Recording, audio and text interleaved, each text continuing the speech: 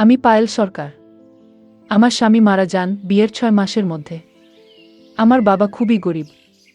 আমাকে খুব কষ্ট করে একটা ধনী পরিবারের সাথে বিয়ে দেন। অনেক কষ্ট করে বিয়ে দিয়েছিলেন আমার বাবা। বিয়ের ৬ মাসের মাথায় আমি স্বামী হারিয়ে আবার বাবার বাড়ির দরজায় এসে দাঁড়াতে হয়। আমার বাবার বাড়িতে মা নেই, সেজন্য ভীষণ ভয় করত। বাবা যদি কিছু বলেন কার আঁচলে মুখ লুকাবো? ঘরের সৎ মা আছেন, সেজন্য ভয়টা একটু বেশি। আমার সৎ মা আমাকে মোটেও সহ্য করতে পারে না। তারপর হঠাৎ একদিন আমার শ্বশুর আমাদের বাড়িতে আসেন আর বলেন, আমি চাই আপনার মেয়েকে আবার আমার বাড়িতে নিয়ে যেতে। যদি আমাকে দেন, তখন আমার সৎ মা রাজি হয়ে যান। কিন্তু আমার বাবা বললেন, এখন তো আপনার ছেলে নেই, তাহলে ওকে নিয়ে কি করবেন? আমার মা তখন বাবার সাথে ঝগড়া শুরু করেন আর বলেন, এত কথা কিসের? উনি বলছেন নিয়ে যাবেন, নিতে দাও। উনার বাড়ির বড় ছেলে মারা গেছে, তাতে কি হয়েছে? ওটা তো ওর শ্বশুর বাড়ি, যেতে তো পারে। মায়ের ঝগড়ায় বাবা ও আমার শ্বশুরকে আর কিছু জিজ্ঞেস করেননি। এক কথায় বলে দিলেন, মেয়েটি যদি সুখী থাকে তাহলে বাবা হয়ে আমিও অনেক খুশি। ওকে নিয়ে যান। তখন আমার শ্বশুর আমাকে বলেন, নাও, কাপড় চোপড় গুছিয়ে নাও। আমিও কাঁদতে কাঁদতে একটা ব্যাগে কাপড় ঢুকাতে শুরু করি। কিন্তু আমার ভীষণ ভয় হচ্ছে আবার শ্বশুর বাড়িতে যাব, কারণ সেখানে একমাত্র আমার শ্বশুর আর আমার স্বামী থাকতেন। আর কেউ নেই ওই পরিবারে। তারপরও সবকিছু জেনে আমার বাবা মা আমাকে ওখানে পাঠিয়ে দিচ্ছে। জানি না কি হতে চলেছে আমার সাথে, কিন্তু যাই হয়ে যাক না কেন, আমাকে আর এই বাড়িতে ফিরে আসতে দেবেন না।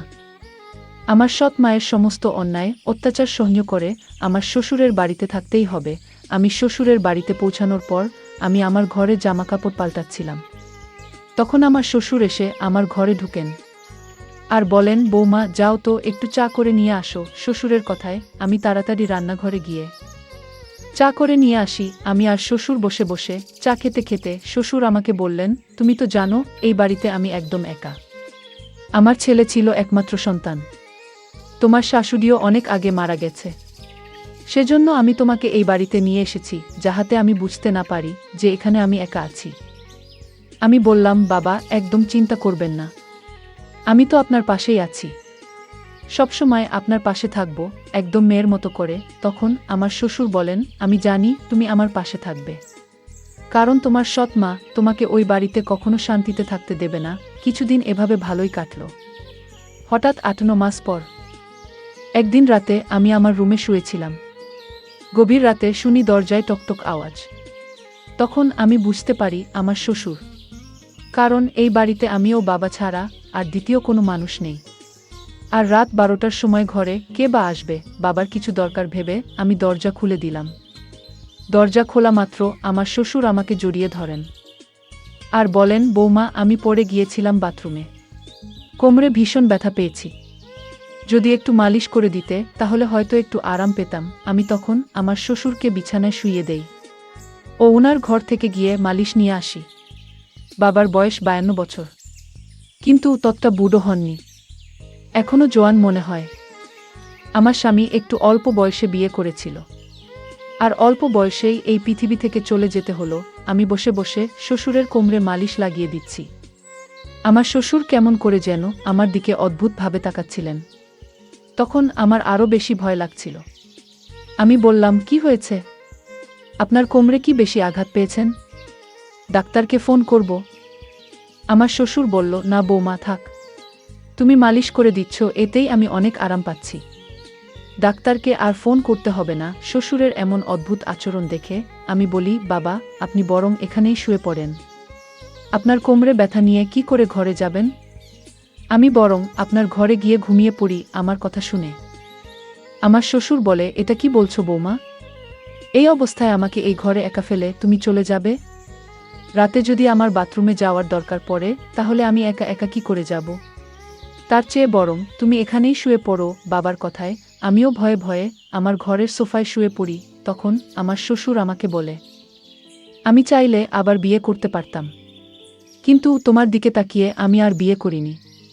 আমার ছেলে মারা যাওয়ার পর আমি ভেবেছিলাম আবার বিয়ে করব, কিন্তু তখন আমার মনে হলো তোমার সৎ মা তোমাকে ওই বাড়িতে কখনো শান্তিতে থাকতে দেবে না, সেজন্য তোমাকে আমার বাড়িতে নিয়ে আসি। আমার ছেলে মরার আজ ১১ মাস হয়ে গেছে। আজ পর্যন্ত আমি তোমার কাছে খারাপ কিছু চাইনি, তাই আজ আমি তোমার কাছে কিছু চাইব।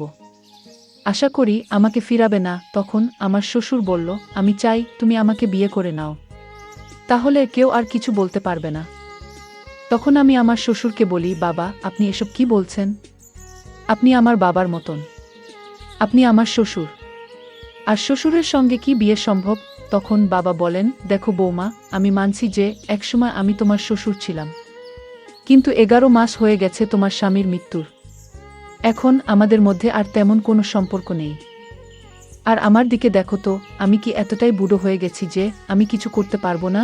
তুমি ভেবে দেখো, আমাকে বিয়ে করলে তোমার সৎ মায়ের থেকে একটু শান্তিতে থাকতে পারবে এই বাড়িতে, তা না হলে আমার এভাবে জীবন চলবে না। আমাকে আবার কাউকে না কাউকে তো বিয়ে করতেই হবে। যদি আমি অন্য কাউকে বিয়ে করি, তাহলে এই অবস্থায় তুমি আমার বাড়িতে থাকতে পারবে না। তার চেয়ে বরং আমি যা বলছি সেটা মেনে নাও। শ্বশুরের কথা শুনে আমি ভীষণ ভয় পেয়ে যাই, কারণ একটু আশার আলো পেয়েছিলাম যে আমার শ্বশুর আমাকে আশ্রয় দিয়েছেন, কিন্তু উনার মনেও নিজের স্বার্থের কথা শুনতে পেলাম। এখন আমি কি করব? আমি জানি না। আমার কাছে কোনো রাস্তাটা ভালো। এখন যদি আমি শ্বশুরের কথায় রাজি না হই, তাহলে আমার শ্বশুর আমাকে এই বাড়ি থেকে তাড়িয়ে দেবেন, আর আমি বাবার বাড়িতে গিয়ে কোনো শান্তি পাব না। বরং আমার জন্য বাবা ও মায়ের দিনরাত ঝগড়া লেগেই থাকবে। এইসব কিছু ভেবে আমি আমার শ্বশুরকে বললাম, ঠিক আছে, আমি ভেবে আপনাকে বলবো। আমার কথা শুনে আমার শ্বশুর বুঝতে পারলেন যে এই বিয়েতে হয়তো আমি মত দেব। আমার শ্বশুর আমাকে কোনো মতেই ছাড়তে চাননি। তিনি আমাকে যে কোনো মূল্যে রেখে দিতে চেয়েছিলেন, কারণ আমি দেখতে অনেক সুন্দর ছিলাম এবং আমার শরীরের ফিগারও খুব ভালো ছিল। আমার শ্বশুর আমাকে ঘর থেকে বেরিয়ে যেতে চাননি কোনোভাবেই।